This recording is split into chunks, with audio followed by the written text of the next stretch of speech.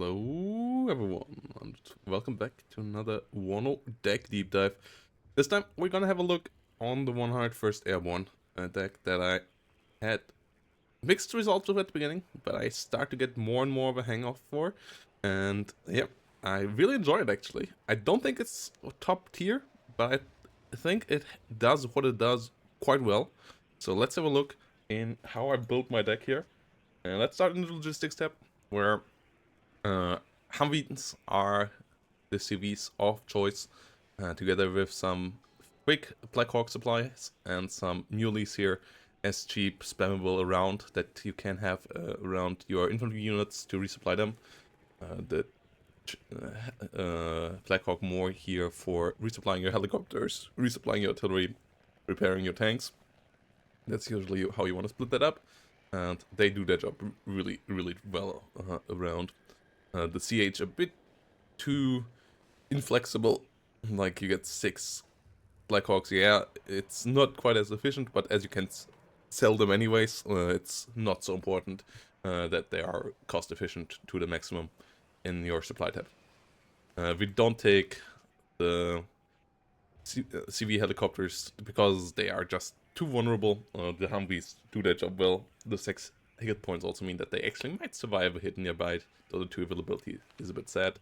That's why we have another leader here in the infantry tab, where we in general have decent amount of units and helicopters, but not too many. Like 3 cards here in helicopters, the rest in... or actually 4 cards in helicopters. The TOW 2 here in a Black Hawk as well.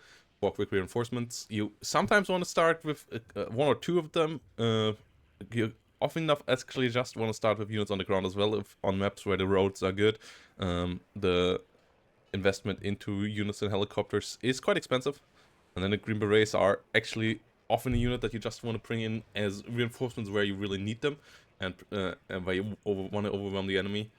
Same with the 84 here, just as quick reinforcements where you feel like you can win, and then move forward with them there. Air rifles here, more of a flank saving kind of unit in the Black Hawk, coming around quickly there, saving your flank. And then yeah, the TOW 2, when you capture a point early, then being able to plug a TOW 2 with a Black Hawk in there can be quite nice as well. Air rifle dragons, super important, coming in Humvee here. These are your mainline infantry. The Dragon 2 still fantastic. The unit in general really solid in its cost efficiency and has decent firepower, has the Dragon 2, can defend itself all around. The 84, super important for your flank defense. It's a 35-point unit that has a good AT. That's important, that's key. They don't deal super much damage, but their firepower is enough to stop a unit from just running on top of them in the open, and that's all you need from a flank unit, and you get good availability with 9 here as well. The M67s, they are okay as fire support, and they are relatively affordable as well. Can do flank support, can also work really nicely in bigger infantry blobs, where then the military police trait also means that your other units recover stress faster. So I like to have them still in there, even though they're by nowadays standards relatively pricey, but they still do it well. The leader, to have more leaders. The engineer leader here I think is quite decent, and you can bring them in Humvees. You don't have to pay for the Chinook like with the Green Beret leader, which is a fantastic leader as well. Both 12 hit points means that they can survive a bit of damage. Actually, coming with a flash can be quite nice as well if enemy pushes infantry on top of them. And they want to be inside of infantry plops as well. That's where you want to use these guys. That's how you want to use these CVs, because you have these CVs for just running around. So this is the one for the front line. And then you have this tank CV for being a tank and being together with your other tanks as well, vetting them up even further.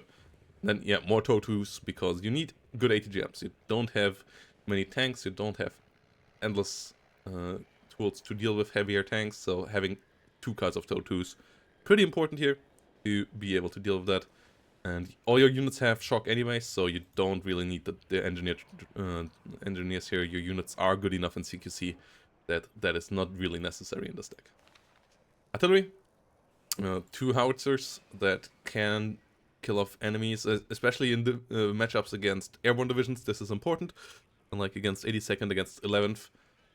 because they don't have howitzers like that. So you can use, and they will get into good positions though, so taking them out of howitzers there can be really important, having this kind of asset. Outside of that, yeah, they can be coming in handy to take out enemy AA or so sometimes as well. They're relatively cheap for what they do. And then the 81 is here for smoke laying. Whenever you need a smoke screen, you get these guys in, and they will lay the smoke for you.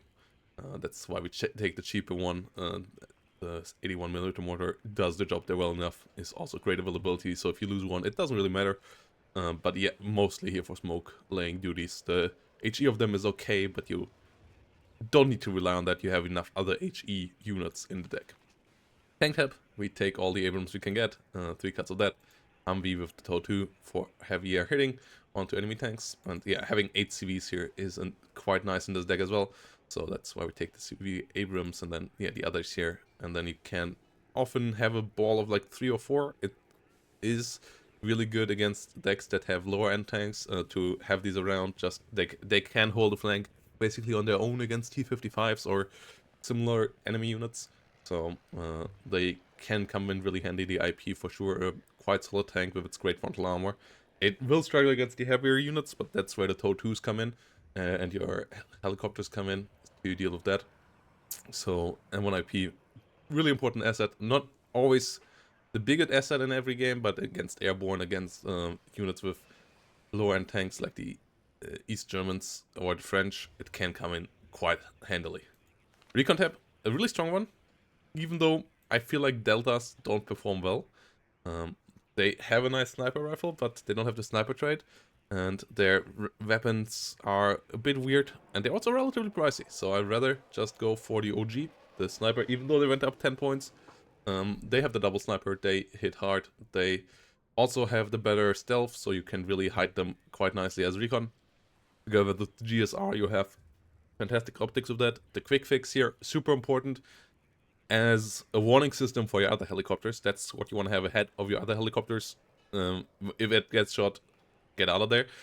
It's for the ECM, should allow it to survive, at least if the enemy has only light AA around, and that will maybe hit once, but shouldn't hit twice in a row, so that your quick fix should be able to get out of there. And that for 60 point is really nice. Kiowa are decent helicopters as well, but the quick fix can survive more, and that's the more important part here, because you don't need destruction, you have destruction elsewhere, and you don't need exceptional optics in the sky because you have great optics on the ground. Aero scouts, the more the scout that you take when you want to push forward with your infantry in general, and then the aero scout here can come around quite nicely. AA, you have the Stingers, you have the Chaparrals, pivots don't really do the job anymore for you here.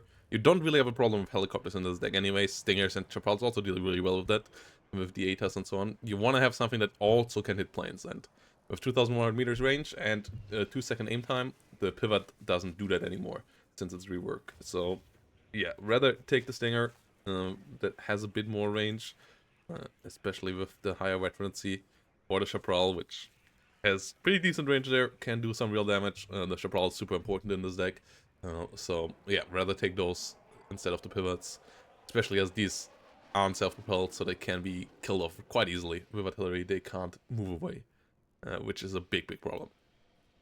And then you don't need the OH either, because you have anti-air helicopter over here. Yeah, here we go with the MH-60A DAB. That's your anti-infantry helicopter that can be really helpful whenever you realize you just killed off the enemy AA, or the enemy doesn't have any AA and you are in an infantry fight. Bring a DAB, just delete enemy infantry, delete enemy light vehicles as well. That's the cool thing above the Rocket Cobra in my eyes, that it has a fantastic 30mm gun with good ranges that can just delete enemy light vehicles as well. And yeah, enemy infantry can be reliably killed off as well, so the enemy needs to find a solution for this. And then the 20 ECM can come in handily as well, to keep its survivability up.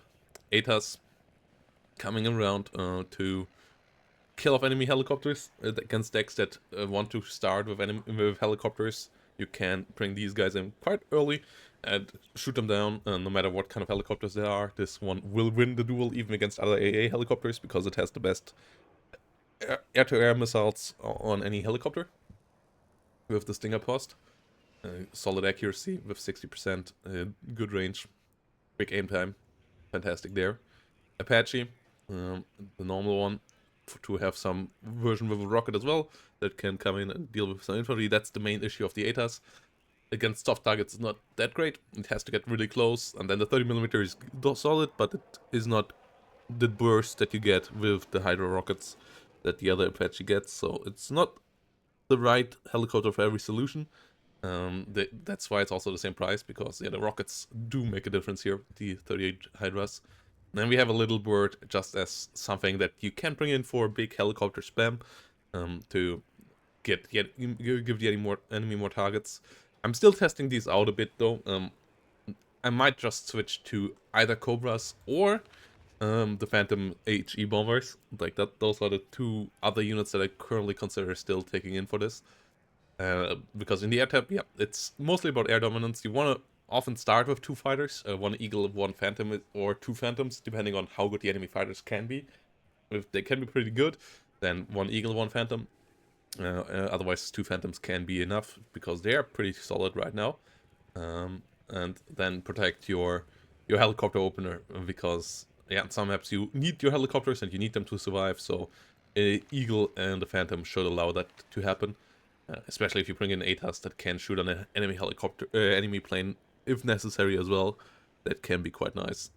So yeah, this is the most important role of this, keeping the enemy planes from strafing your helicopters, and they can do that.